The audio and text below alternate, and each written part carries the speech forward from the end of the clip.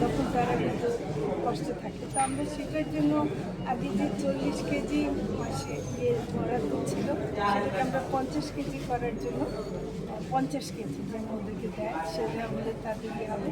আরেকটা হলো যে যে ক্ষতিকর জালগুলো আছে সেই জালগুলো ব্যবহার করছে আসলে যারা অপ্রকৃত মানে জেলেরা আর কি। তার ফলে হচ্ছে কি আমাদের মাছ কমে যাচ্ছে নদীতে।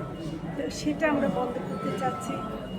তারপর আর আসলে তো তাদের আক্ষেপটা হচ্ছে যে যে চালটা দেওয়া হয় চাল দিয়ে তো আসলে সবকিছু হয় না, সেক্ষেত্রে তাদের আর্থিক সহায়তা বা অন্য কোনো সহায়তা আর্থিক সহায়তা এই মুহূর্তে সরকার দেবে না, সরকার ওরকম করে দেবে না, কিন্তু আমরা মনে করি অন্যভাবে ওদেরকে কর্মসংস্থান সৃষ্টি করা যায়, যেটা আমরা চিন্তা ভাবনা করছি।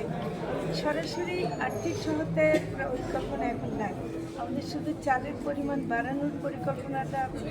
আরেকটা হলো যে আমরা চাই যে তাদের জন্য অন্য ধরনের জাল বোনা বা অন্যরকম বিকল্প কর্মসংস্থান আমরা যেন দিতে পারি সেরকম কাজ করছি। ধন্যবাদ।